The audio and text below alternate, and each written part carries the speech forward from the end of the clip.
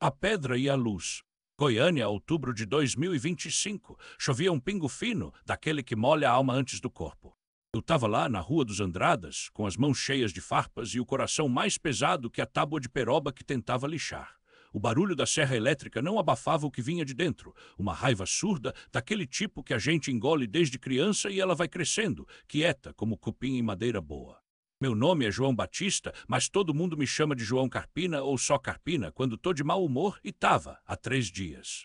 Tinha sido na procissão de Corpus Christi aquele ano. Goiânia inteira se enfeita, as ruas viram tapetes de serragem colorida, os fiéis descalços pisam devagar, como se o chão fosse sagrado. Eu sempre ia mais por hábito do que por fé. Minha mãe, Dom Maria, arrastava a gente desde pequeno. Filho, Nossa Senhora não gosta de ver seus filhos longe dela. Mas eu, teimoso, achava que santos eram para quem precisava de muletas, e eu não precisava, ou achava que não. Até que ela apareceu.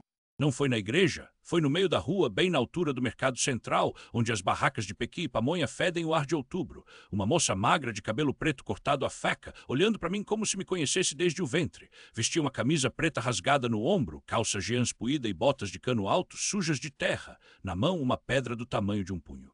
Você é o Carpina? Perguntou com voz que parecia ter fumado meia vida em brasa. Depende para quem pergunta, respondi, sem tirar os olhos do tapete de serragem que ajudava a arrumar. Para quem vai quebrar o vitral da Igreja do Rosário? Isso me fez levantar a cabeça.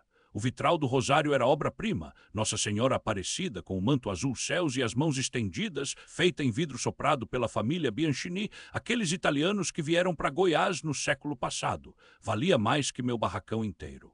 Tá doida, menina? Falei, rindo sem graça. Isso aí é patrimônio, e eu não quebro nada, eu conserto. Ela jogou a pedra para cima e pegou de volta, como se fosse uma bola. Pois vai consertar depois, então, porque hoje eu quebro. E antes que eu pudesse segurar seu braço, ela arremessou. O estrago foi menos que o barulho. A pedra acertou o rosto de Nossa Senhora, estilhaçando o vidro em 1000 pedaços que caíram como lágrimas sobre os fiéis. Gritos, correrias. Eu vi Dom Maria levar as mãos à boca, os olhos cheios d'água. A moça não saiu correndo. Ficou parada, respirando forte, como se tivesse acabado de nascer. Quando a polícia chegou, ela não resistiu. Deixou algemarem seus pulsos finos sem um pio. Mas antes de entrarem no camburão, nossos olhos se encontraram. E ela sorriu. Não era um sorriso de vitória, era de alívio. 3 dias depois, eu estava na minha oficina, na Rua dos Andradas, 47, tentando não pensar no que tinha visto. Mas a imagem da pedra voando não saía da minha cabeça, nem o sorriso dela. Carpina, gritou Zé Miúdo, meu ajudante, um garoto de 16 anos que falava mais que trabalhava. Tem uma moça aí querendo te ver. Levantei a cabeça, era ela. Não estava mais algemada, mas os olhos tinham a mesma intensidade. Senti o peito apertar. O que foi? Perguntei seco. É preciso que você conserte o vitral. Ai, agudo, e por que eu faria isso? Porque você é o melhor carpinteiro de Goiânia. E porque ela hesitou, eu preciso ver Nossa Senhora inteira de novo. Fiquei olhando para ela, tentando entender. Não era ódio que via em seus olhos, era medo, um medo antigo daquele que gruda nos ossos. Senta aí, falei, apontando para uma cadeira de madeira que eu mesmo tinha feito, mas não me prometo nada. Ela sentou, chama-se Ana, ou pelo menos era esse o nome que usava agora. Contou que tinha 27 anos, que nasceu em Anápolis, que a mãe morreu quando ela tinha 12, que o padrasto a que a voz embargou. Não precisou dizer mais. A gente conhece essa história. Homem bêbado, mãos pesadas, noites que não acabam. Eu fugi com 15, ela disse, olhando para as mãos. Vivi nas ruas, roubei, me droguei, apanhei. Até que um dia, numa igreja em Brasília. A pedra e o vidro. Ana engoliu em seco, os dedos tremendo como folhas de pequi no vento seco do cerrado. A chuva fina batia no telhado de zinco da minha oficina na Rua dos Andradas, um som que parecia sussurrar segredos antigos. Eu, João, carpinteiro de mãos calejadas e fé quieta, não tirava os olhos dela.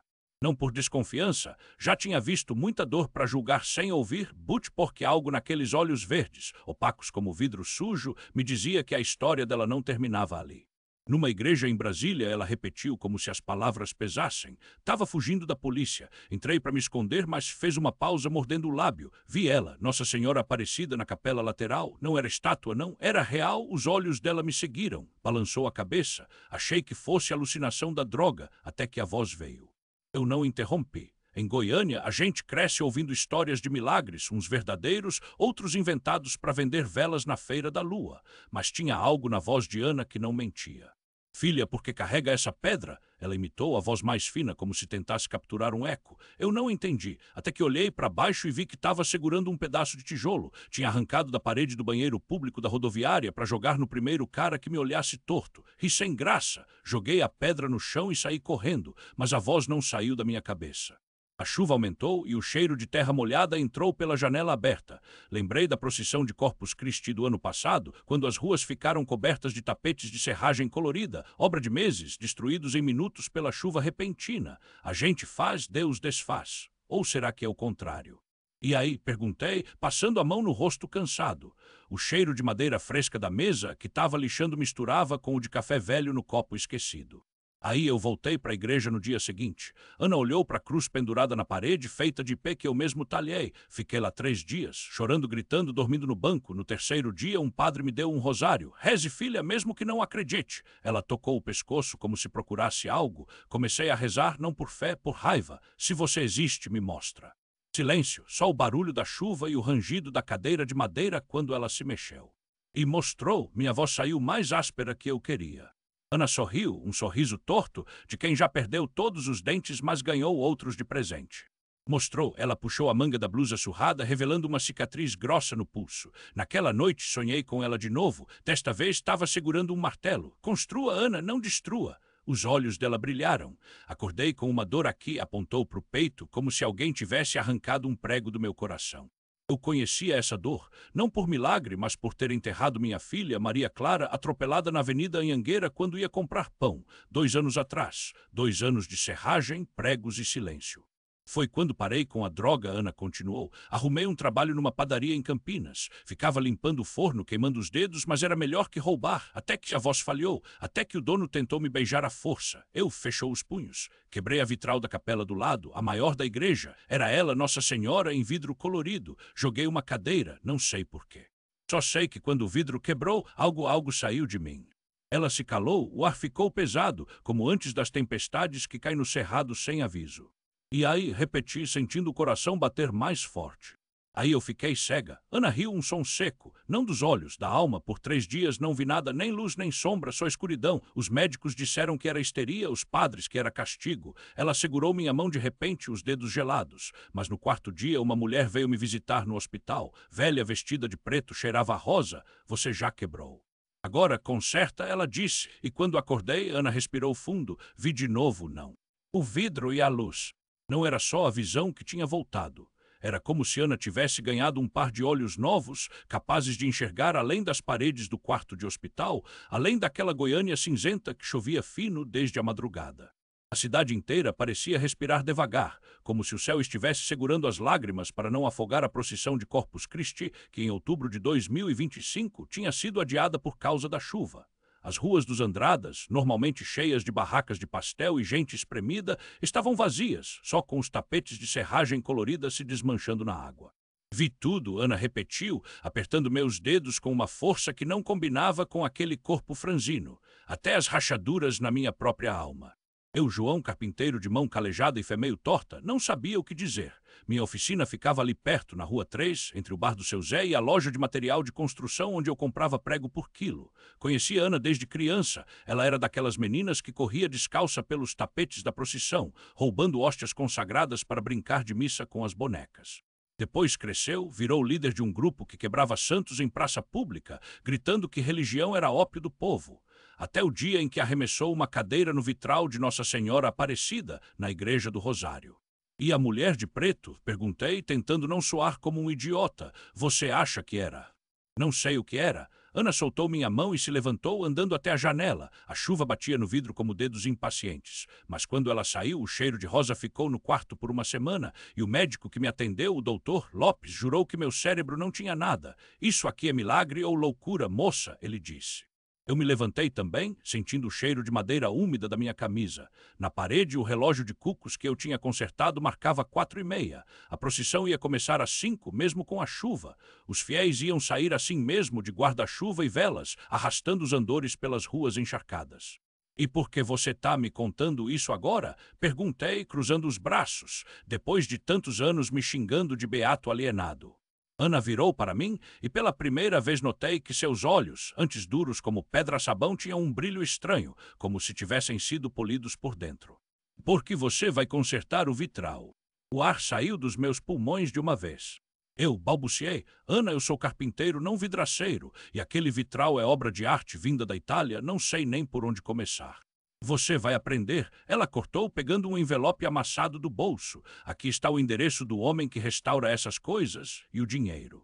Dinheiro, abriu o envelope, notas de 50, 100 amarradas com um elástico. De onde você tirou isso? Vendi minha moto, ela deu de ombros, não preciso mais dela. Fiquei olhando para o dinheiro, depois para ela. Ana, a revolta, a ateia, a que cuspia no chão quando passava em frente à igreja. Agora aqui, me entregando uma fortuna para consertar o que ela mesma tinha destruído. E se eu não quiser, desafiei só para ver o que ela diria. Então você é pior do que eu pensei. Ana pegou a jaqueta de couro surrada e se encaminhou para a porta. Porque se tem uma coisa que eu aprendi nesses dias de cegueira, João, é que a gente não quebra impunemente. A vida cobra, de um jeito ou de outro.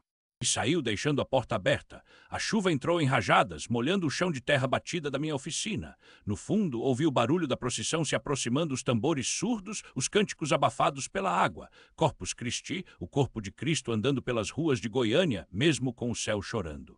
3 dias depois, eu estava no ateliê do SR. Bento, um velho italiano que restaurava vitrais há 40 anos. Seu espaço ficava num sobrado na Avenida Anhanguera, cheio de pedaços de vidro colorido que refratavam a luz como joias. Ele me olhou por cima dos óculos, desconfiado.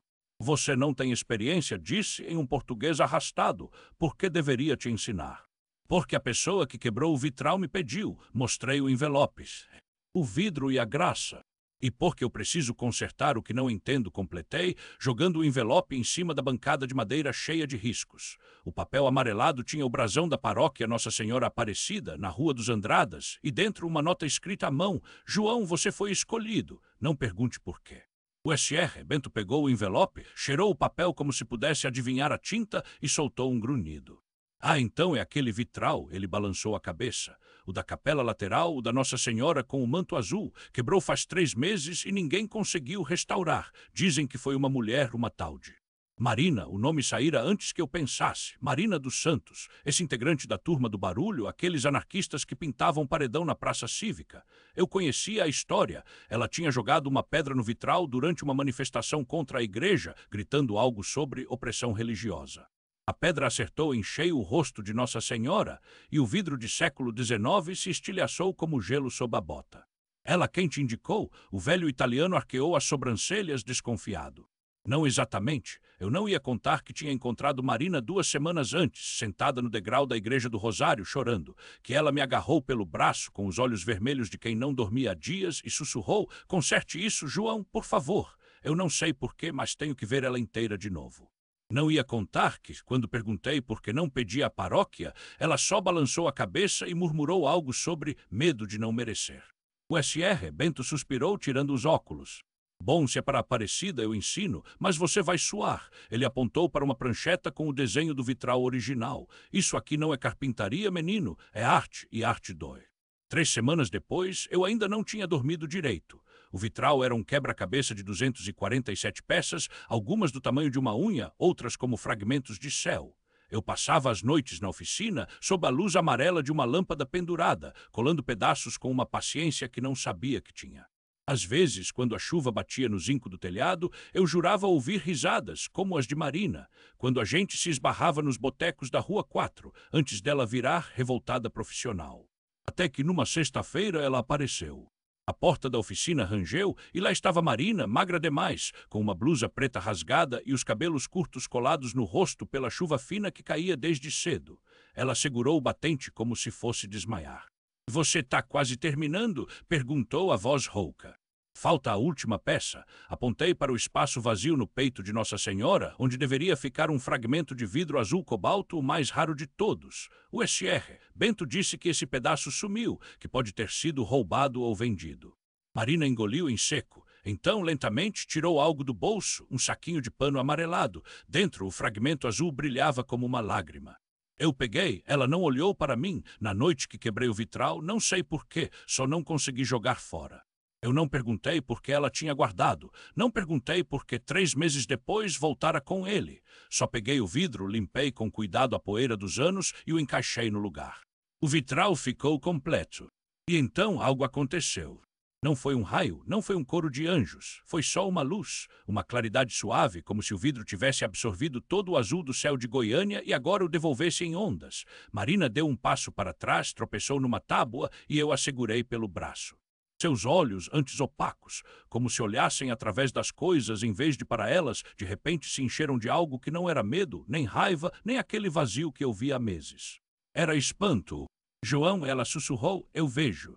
Não era visão física, era outra coisa, como se ao consertar aquele pedaço de vidro, algo dentro dela também tivesse se recolocado, algo que não tinha nome, mas que agora ardia. A procissão de Corpus Christi daquele ano foi diferente. Chovia fino, como sempre, mas dessa vez as ruas estavam lotadas, o tapete de Serrag. O tapete e a cicatriz. A procissão de Corpus Christi daquele ano foi diferente. Chovia fino, como sempre, mas dessa vez as ruas estavam lotadas. O tapete de serragem colorida, que eu mesmo ajudei a espalhar na Rua dos Andradas, brilhava sob a luz fraca dos postos de gasolina e das velas que as crianças carregavam. O cheiro de terra molhada misturava-se ao incenso e o som dos sinos da catedral vinha abafado, como se o céu estivesse segurando a respiração. Marina andava ao meu lado, os dedos ainda trêmulos, mas agora apertando o terço que eu lhe dera, o mesmo que minha mãe usava antes de morrer. Ela não soltava minha mão, como se temesse que se me perdesse de vista, tudo voltaria a ser escuro. Não a escuridão dos olhos, mas aquela outra, mais funda, que a fizera quebrar o vitral de Nossa Senhora Aparecida na igrejinha da Vila Redenção 3 meses antes. Tá vendo, João? Ela murmurou, apontando para as flores atiradas no caminho da hóstia. É como se tudo tivesse cor de novo. Eu não respondi. Não precisava. Sabia o que ela queria dizer. Não era só a visão que os médicos ainda chamavam de inexplicável depois que ela acordou no hospital enxergando as formas borradas do mundo, mas algo maior. Como se ao consertar aquele vitral com minhas próprias mãos de carpinteiro, eu tivesse, sem querer, consertado também o dela. Foi então que vi eles. Entre a multidão, perto do bar do seu Zé, onde a gente tomava uma gelada depois do trabalho, estava Rafael, o mesmo que a levara para aquele caminho de ódio, o mesmo que a convenceu a jogar a pedra no rosto da santa. Seus olhos encontraram os meus, e ele sorriu, aquele sorriso torto que sempre antecedia alguma desgraça. João, Marina sentiu meu corpo tensionar. O que foi? Nada, mente, vamos embora. Mas era tarde. Rafael já vinha em nossa direção, empurrando a multidão como se fosse dono da rua. Atrás dele, 2 homens que eu conhecia de vista, aqueles que trabalhavam no depósito de madeiras da Avenida Anhanguera, onde ele traficava drogas disfarçadas de carga. Ei, carpinteiro, gritou a voz arrastada, tá com saudade de mim, é agudo. A procissão passou por nós, o padre levantando a hóstia dentro do ostensório, e por um segundo tudo ficou em câmera lenta. A chuva, os cantos, o cheiro do pão benzido que as velhas distribuíam. Até o ar pareceu parar. Rafael puxou uma faca. Não foi um movimento brusco, foi devagar como quem sabe que já ganhou. A lâmina refletiu a luz das velas e eu soube, ou eu fazia alguma coisa, ou Marina voltaria a se perder dessa vez para sempre. Empurrei ela para trás, atrás de um grupo de fiéis, e me joguei para frente. Não tinha plano. Só tinha as mãos, a mesma força que usava para martelar pregos e a raiva de quem já viu demais gente boa ser destruída. O primeiro soco pegou no queixo dele, o segundo no estômago, mas Rafael era rápido. A faca cortou meu braço, quente como fogo. Gritei, mais de dor pelo que poderia acontecer com Marina do que pela ferida. Foi então que ela apareceu. Não foi um milagre barulhento, com anjos e trombetas. Foi silencioso, como um suspiro. Marina, que há segundos tremia atrás das pessoas, de repente estava na minha frente, não com medo, com uma calma que não era dela.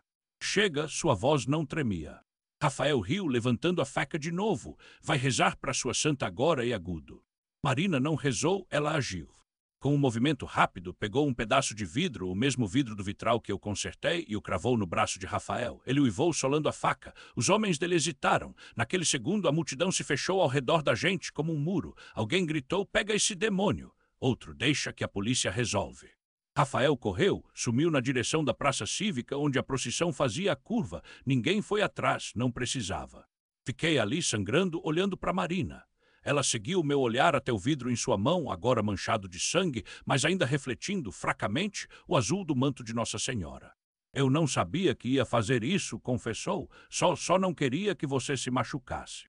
Um homem de jaleco branco, um médico que ajudava na procissão, se ajoelhou ao meu lado e começou a enfaixar meu braço.